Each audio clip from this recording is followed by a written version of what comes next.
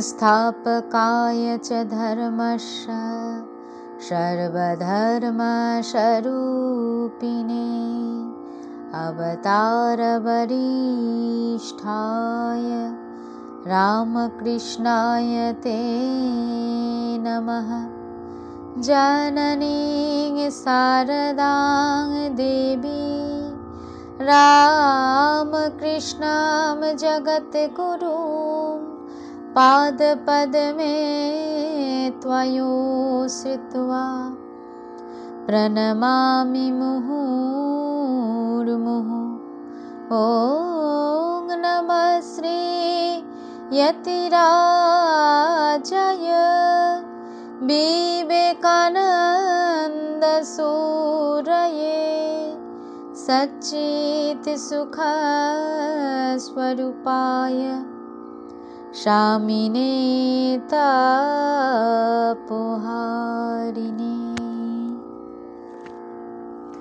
দিব্যত্রয়ী শ্রী শ্রী ঠাকুর মা এবং স্বামীজির চরণে আমার আভূমি লুণ্ঠিত প্রণাম জানাই। উপস্থিত প্রত্যেকের জন্য রইল আমার আন্তরিক শুভকামনা, শ্রদ্ধা এবং ভালোবাসা। আজ করুণাময়ী মা শারদা এই পেজ থেকে একটি বিশেষ অনুধ্যান করবার চেষ্টা করব। গত কয়েকদিন আগেই 15ই ডিসেম্বর গেছে। এই বিশেষ দিনটিতে স্বামী মাধবানন্দজি এবং স্বামী রঙ্গনাথানন্দজি এই ধরাধামে অবতীর্ণ হয়েছিলেন। শ্রীরামকৃষ্ণ মঠ এবং মিশনের প্রবাদ প্রতিম পুরুষেরা। এই মহারাজজিদের জীবন এবং তাদের জীবনের কিছু কিছু ঘটনা আজ পাঠ করব, কারণ তাদের জীবন এবং এই জীবনীগুলো আমরা কয়েকটি বইয়ের মধ্যে পাই। তাদের সেই সাধুর সঙ্গ করার সেই সুযোগ আমাদের ঘটেছে এই বইগুলোর জন্য। আমরা এই বইগুলোর কাছে বিশেষভাবে ঋণী। আমি তাই স্বামী চেতনানন্দজি সংকলিত প্রাচীন সাধুদের কথা থেকে পাঠ করব আজ।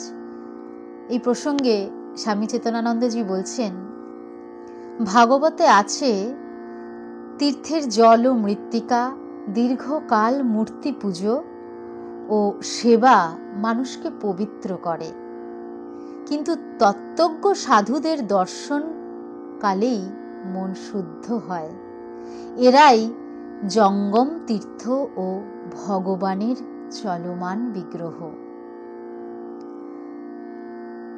আমাদের দেখুন, এই যে আমরা পুজো আর্চা যাই করি, তীর্থের জল মৃত্তিকা আমাদের মনকে অবশ্যই পবিত্র করে, কিন্তু ওই তত্ত্বজ্ঞ সাধুদের দর্শন করলে মন শুদ্ধ হয়ে যায়।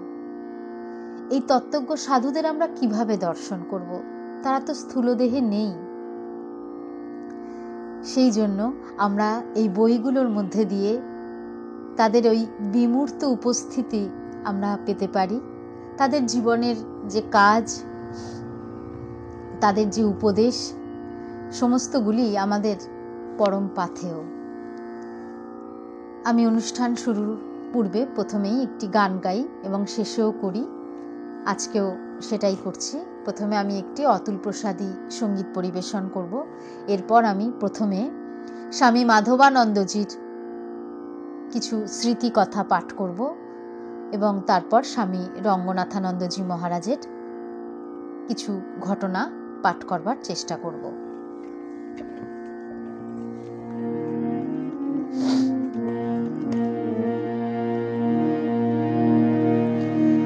আমায় রাখতে যদি আপন ঘরে, বিশ্ব ঘরে পেতাম না ঠাই।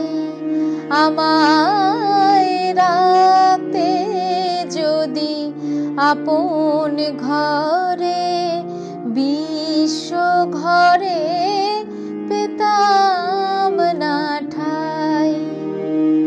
দুজন যদি হতো আপন, দুজন যদি হতো আপন, হতো না মোর আপন সবাই, রাখতে যদি আপন ঘরে, বিশ্ব ঘরে পেতাম না ঠাই।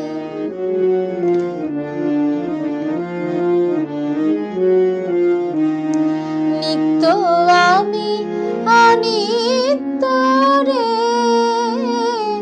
আঁকড়ে ছিলাম রুদ্ধ ঘরে। নিত্য আমি অনিত্য রে, আঁকড়ে ছিলাম রুদ্ধ ঘরে। কেড়ে নিলে দয়া করে, কেড়ে নিলে দয়া করে, তাই হে চির তোমারে চাই। আমায় রাখতে যদি আপন ঘরে, বিশ্ব ঘরে পেতাম না ঠাই। সবাই যেচে দিত যখন, গৌরব করে নিনি তখন। পরে আমায় কাঙাল পেয়ে বলতো সবাই নাই গো নাই। আমায় রাখতে যদি আপন ঘরে, বিশ্ব ঘরে পেতাম না ঠাই।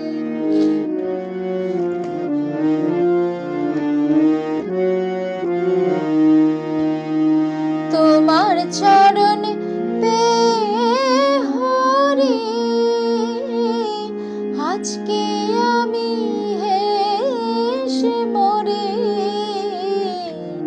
তোমার চরণ পেয়ে হরি,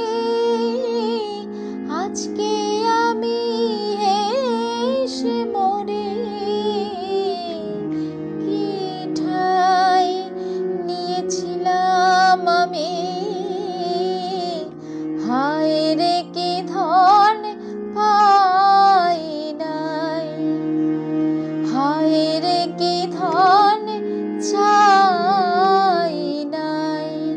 আমায় রাখতে যদি আপন ঘরে, বিশ্ব ঘরে পেতাম না ঠাই। আসুন এরপরে আমি চলে যাচ্ছি স্বামী মাধবানন্দজির স্মৃতিকথা থেকে পাঠ করতে।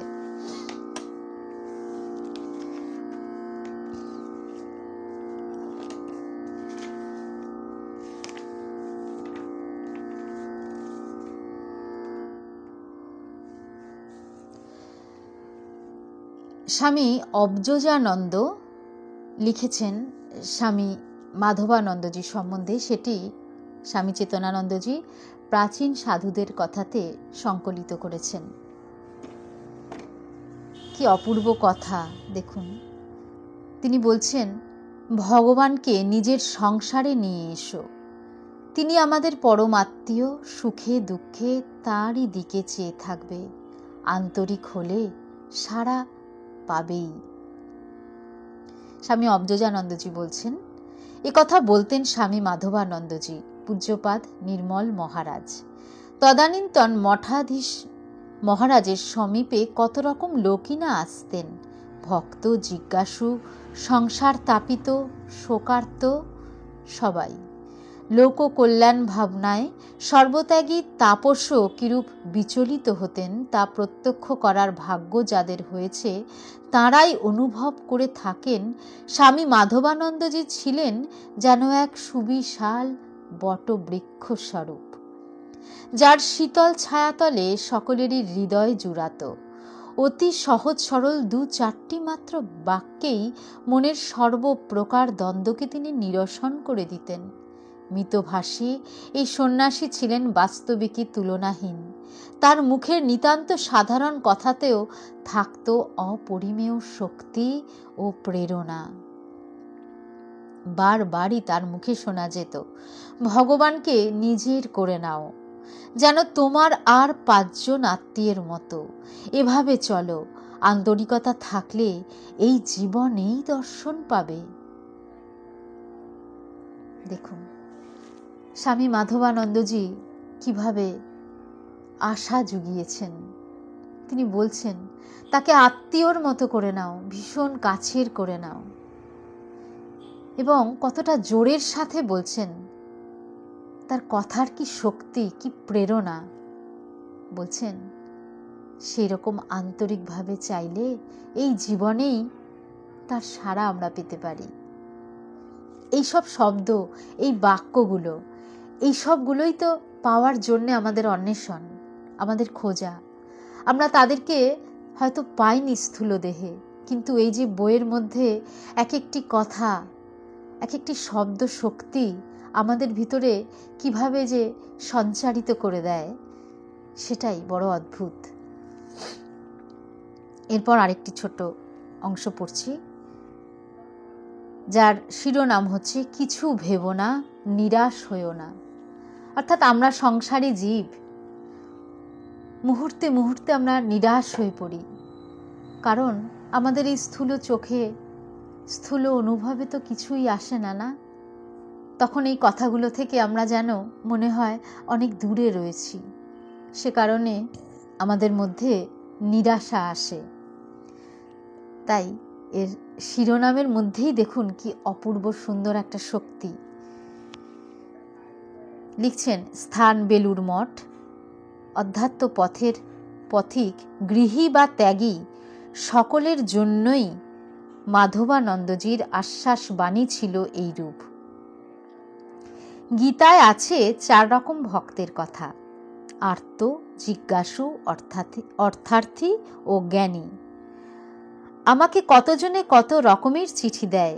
কেউ বলে আমার অমুক মারা গিয়েছে, আপনি আশীর্বাদ করুন যেন এই শোক কাটিয়ে উঠতে পারি। কেউ বলে আমার ছেলেকে আশীর্বাদ করুন যেন সে ভালোভাবে পাশ করতে পারে।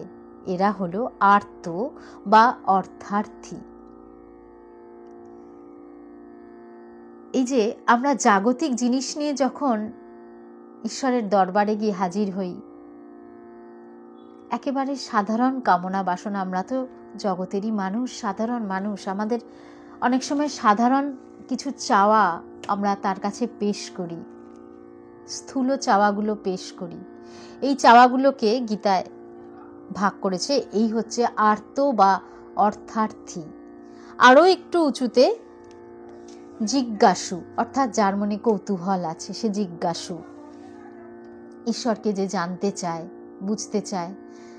সে কিন্তু আমাকে এটা করে দাও, ওটা করে দাও, এরকম নয়, বরঞ্চ সে ঈশ্বরকে জানবার একটা, তার মধ্যে একটা আকাঙ্ক্ষা, সেই হলো জিজ্ঞাসু।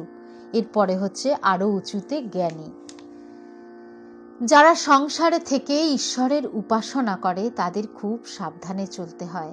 আর দেখো, সাধু জীবন হলো পাহাড়ের নিচ থেকে ওপরে ওঠা, খাড়া চড়াই, খুব সাবধানে বুঝে শুনে পা ফেলতে হয়। পা ফসকালে আর উপায় নেই, একেবারে নিচে পড়তে হবে। আর সংসারে থাকা, তাও কি সোজা? তা যেন পাহাড়ের ওপর থেকে নিচের দিকে নামা হচ্ছে। নামবার ইচ্ছে না থাকলেও কে যেন জোর করে ধাক্কা দিয়ে নিচে ঠেলে নামিয়ে দিতে চায়। এক্ষেত্রে আরও সাবধানতা প্রয়োজন, আরও বিচার প্রয়োজন।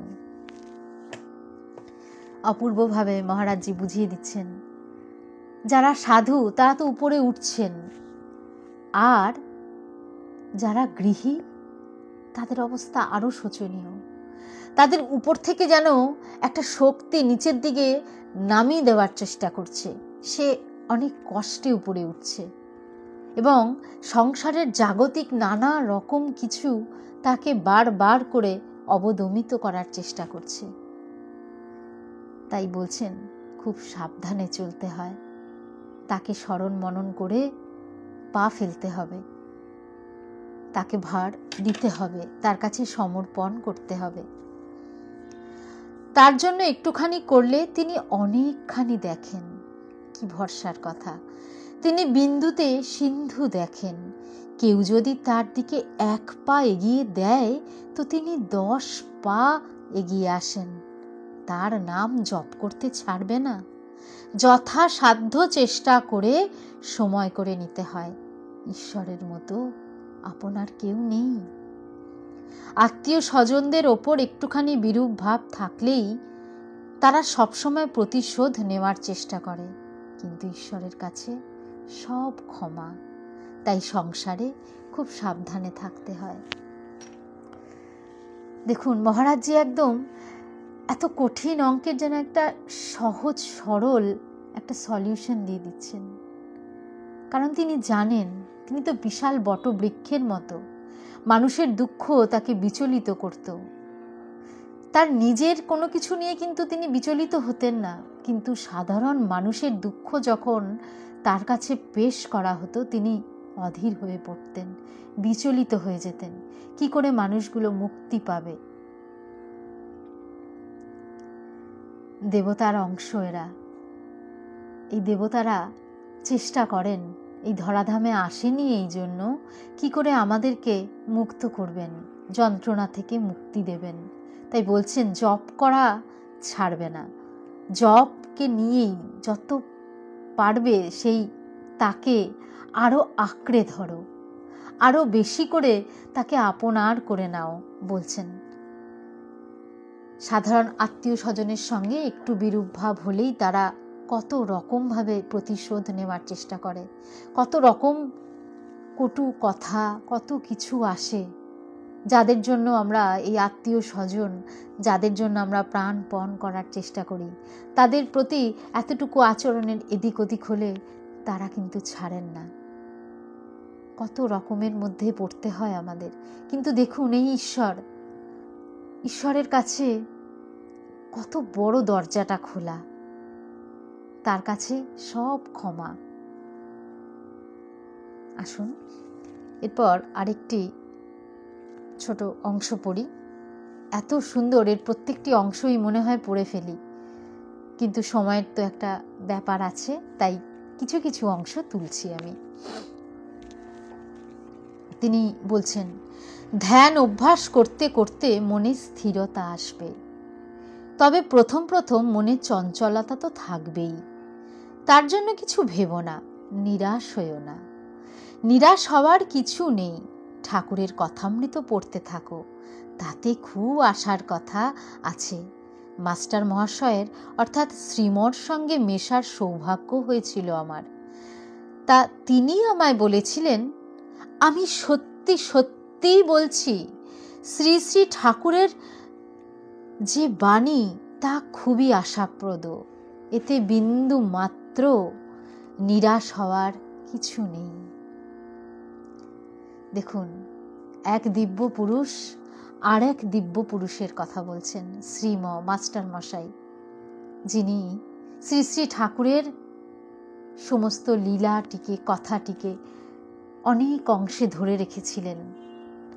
সেই দিব্য পুরুষ বলছেন যে কথামৃত, একমাত্র কথামৃত আমাদের বাঁচিয়ে রাখবে। তাতে অনেক আশার কথা আছে। আর কিছু না হোক, কথামৃত পাঠ করলেও আমরা অনেকটা বাঁচব।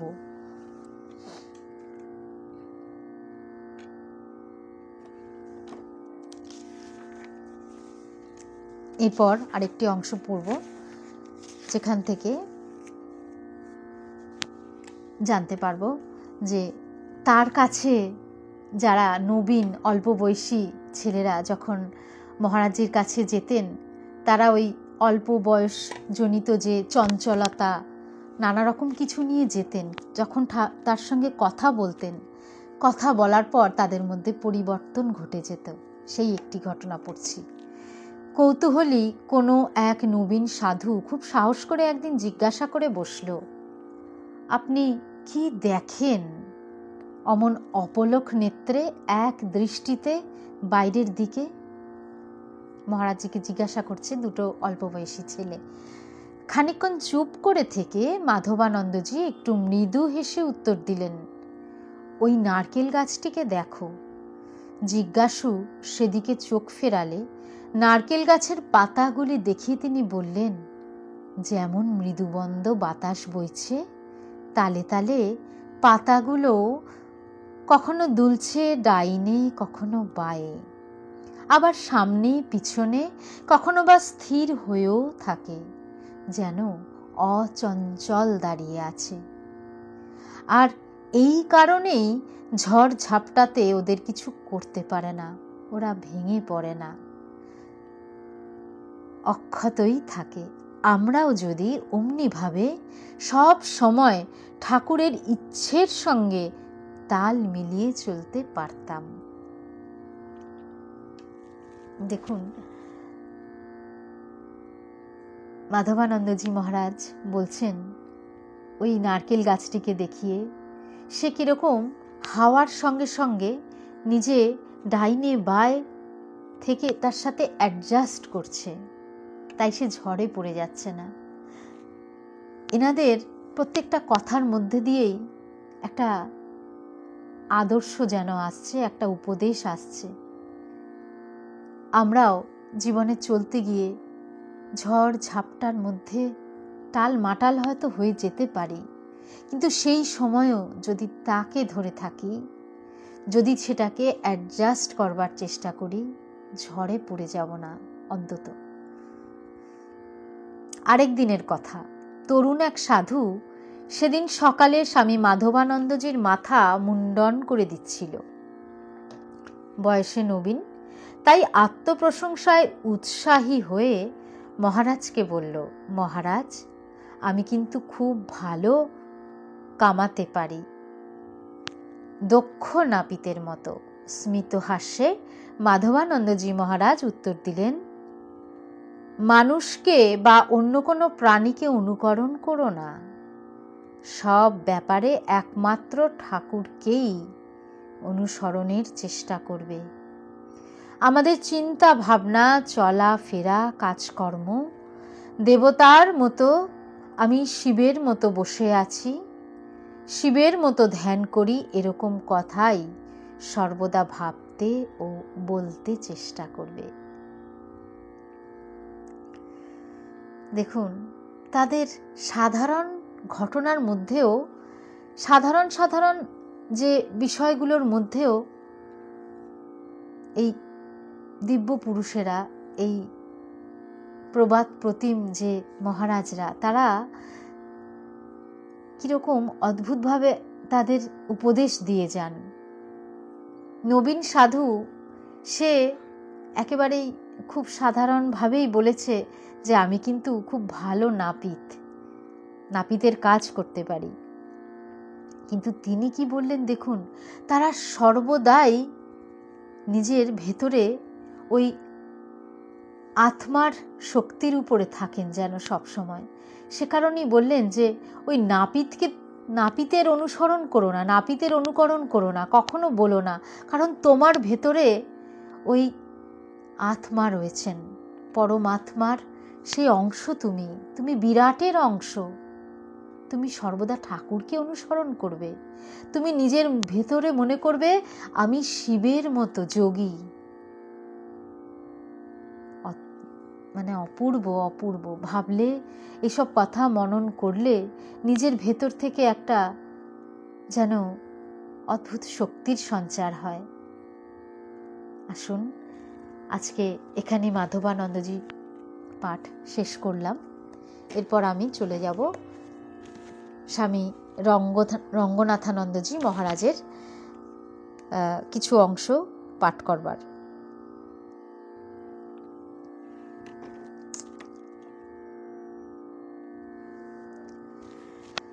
পরম পূজনীয় শ্রীমৎ স্বামী রঙ্গনাথানন্দজি মহারাজ ছিলেন রামকৃষ্ণ মঠ ও মিশনের 133তম প্রেসিডেন্ট মহারাজ। 1908 সালের 15ই ডিসেম্বর তিনি জন্মগ্রহণ করেন।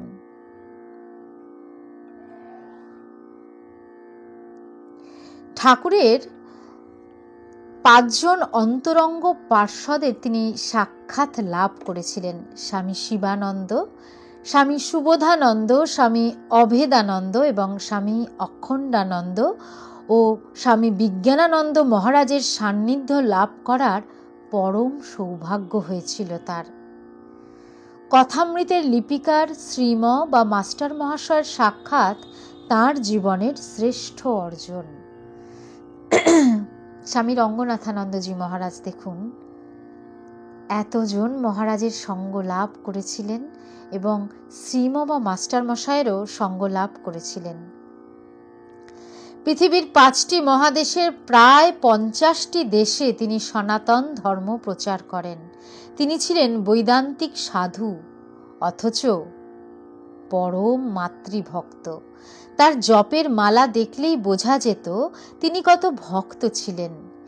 দিল্লি রামকৃষ্ণ মিশনে দায়িত্ব থাকা অবস্থায় তার বক্তৃতা শোনার জন্য প্রতি রবিবার স্বয়ং প্রধানমন্ত্রী ইন্দিরা গান্ধী, রাষ্ট্রপতি দার্শনিক সর্বপল্লী রাধাকৃষ্ণন মহারাজের কাছে যেতেন। 1887 সালে ইন্দিরা গান্ধী জাতীয় সংহতি পুরস্কার এবং 1999 সালে গান্ধী শান্তি পুরস্কারে ভূষিত হন এই বিদগ্ধ পণ্ডিত সাধু। 1998 সালে সমস্ত রামকৃষ্ণ মঠ ও মিশনের প্রেসিডেন্ট মহারাজের পদ অলঙ্কৃত করেন তিনি। বিদগ্ধ পণ্ডিত সাধু ছিলেন স্বামী রঙ্গনাথানন্দজি মহারাজ। এই প্রসঙ্গে একটি ঘটনা বলি। 1998 সাল, যে সময়টি রামকৃষ্ণ মঠ মিশনের কাছে একটি সংকটময় সময় ছিল, বলা যেতে পারে এই সময়টা একটা খারাপ সময়। কারণ এই সময় একই সঙ্গে অন্তিম শয্যায় দ্বাদশ সংঘাতাধ্যাক্ষ পূজ্যপাদ স্বামী ভূতেশানন্দজি মহারাজ কলকাতার কোঠারি মেডিকেল সেন্টার ও সহ সংঘাতাধ্যাক্ষ পূজ্যপাদ স্বামী রঙ্গনাথানন্দজি মহারাজ উডল্যান্ডস হসপিটালে। তখন একটা দুর্দিনই বলবো, কারণ এই প্রবাদ প্রতিম মহারাজ একজন স্বামী রঙ্গনাথানন্দজি এবং ভূতেশানন্দজি দুজনই তারা হসপিটালে ভর্তি। ভূতেশানন্দজি মহারাজ তখন অন্তিম শয্যায়, আর স্বামী রঙ্গনাথানন্দজি মহারাজ উডল্যান্ডস হসপিটালে তখন। এবং সেই সময়টাই তার শেষ সময়, ভূতেশানন্দজি মহারাজের শেষ সময় ছিল। এরপর তিনি মহাসমাধিতে প্রবেশ করেন। প্রথম দুদিন প্রবীণ সংঘ চালকেরা অসুস্থ স্বামী রঙ্গনাথানন্দজিকে সেই সংবাদ দিতে দ্বিধাগ্রস্ত ছিলেন। তৃতীয় দিনে অপারগ হয়ে কর্তৃপক্ষের বর্ষীয়ান 2জন সন্ন্যাসী তার কাছে যান এবং খুব দ্বিধা জড়িত কণ্ঠে মৃদু স্বরে স্বামী ভূতেশানন্দজি মহারাজের দেহাবসানের সংবাদ দিলেন। ধীর শান্ত নেত্রে টেবিলের উপরে রাখা ঠাকুরের ছবির দিকে তাকিয়ে মহারাজ শুধু বললেন, তাঁর ইচ্ছা। এরপর একজন বললেন, মহারাজ, আপনি এখন আমাদের প্রেসিডেন্ট। মহারাজ চোখ দুটো বিস্ফারিত করে বিস্ময়ের সুরে বললেন, কি আশ্চর্য! মহীশূর আশ্রমের রাধুনী আজ সংঘের প্রেসিডেন্ট হতে চলেছে। ঠাকুরের কি ইচ্ছে! এই ছিল সেই বিশেষ ঘটনা। দেখুন, এই বিদগ্ধ পণ্ডিত এত বড় মাপের একজন সাধু, তার মুখের কথা কত পার্থক্য। হ্যাঁ, আমরা সাধারণ মানুষরা সামান্য জিনিস নিয়ে কত অহংকার করি, আর তারা নিজেদেরকে কিভাবে দেখেন, নিজেকে রাধুনী বলছেন। কোনো এক সময় তিনি রান্না করেছিলেন মঠে, এবং পরে যখন যিনি মানে পরে যখন তিনি প্রেসিডেন্ট হচ্ছেন তখন তার মুখে এই কথা যে আমি একটা সাধারণ রাঁধুনি, নিজেকে কোথায় বসিয়েছেন। অপূর্ব অপূর্ব। এরপর আরেকটি অংশ পড়ব যেখানে ভূতেশানন্দজি এই স্বামী রঙ্গনাথানন্দজি মহারাজকে প্রশ্ন করা হচ্ছে। একজন প্রশ্ন করছেন, মহারাজ কি করে বুঝবো সাধন পথে অগ্রসর হচ্ছি? স্বামী রঙ্গনাথানন্দজি মহারাজ বলছেন, উত্তর দিচ্ছেন, যা তুমি অভ্যাস করছো দেখো ব্যবহারিক জীবনের ক্ষেত্রে তা ব্যবহার করতে পারছো কিনা। কেবলমাত্র ধ্যানের সময়ই মন শান্ত থাকছে, না বাস্তব জীবনে সমস্যার মুখোমুখি হলেও মন শান্ত থাকছে? খুব সাংঘাতিক প্রশ্ন। ধ্যানের সময় তো আমরা শান্ত হয়েই থাকি, কিন্তু যখন বাস্তব আসে তখন কি আমরা বিচলিত না হয়ে শান্ত থাকতে পারি?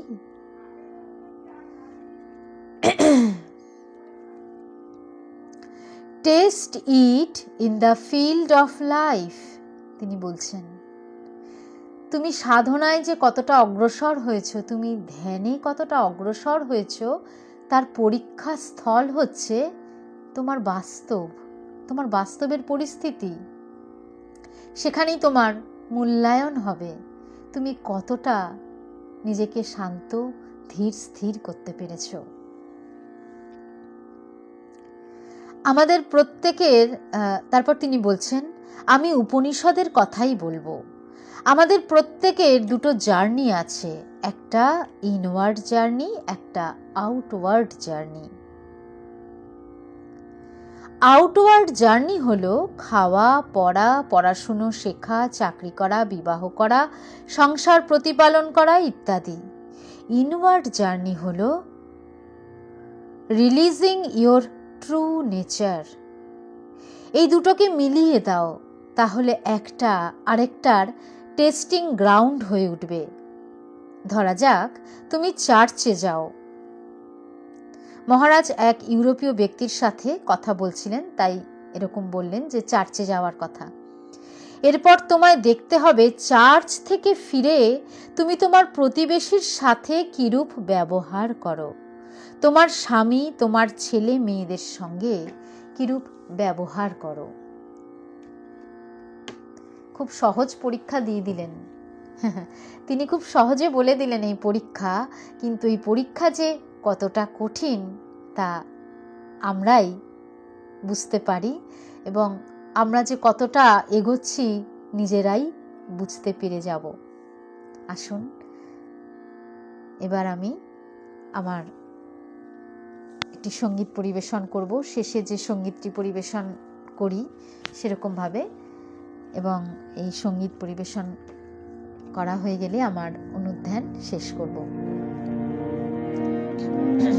এবার যে গানটি গাইছি এই গানটি স্বামীজি গাইতেন।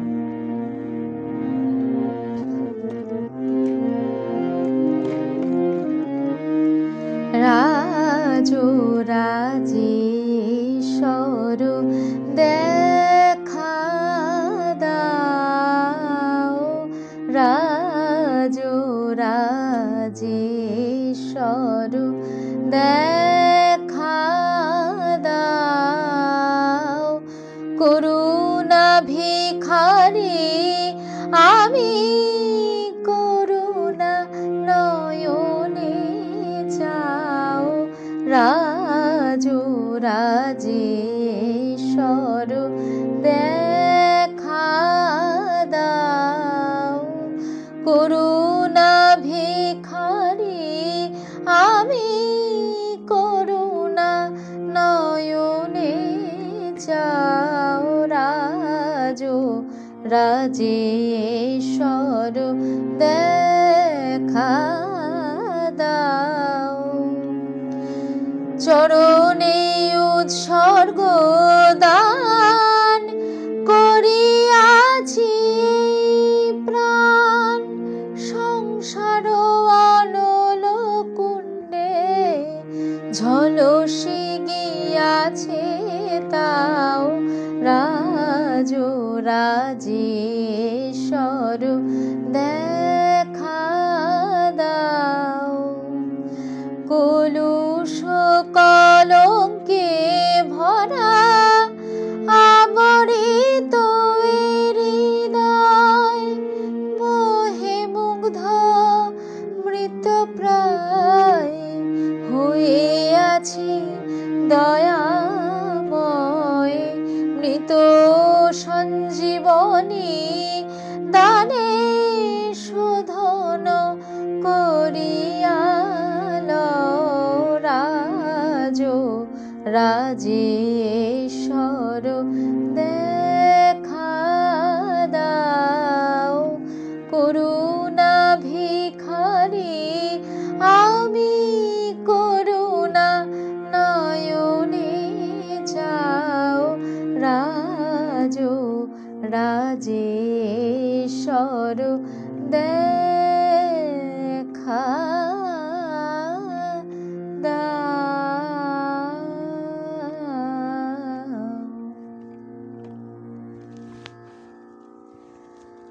পূজনীয় শ্রীমৎ স্বামী মাধবানন্দজি এবং পূজ্যপাদ স্বামী রঙ্গনাথানন্দজি মহারাজের চরণে আমার প্রণাম জানিয়ে আজকের মতো আমার অনুধ্যান শেষ করছি। ওম শান্তি শান্তি শান্তি। হরি ওম তৎসৎ।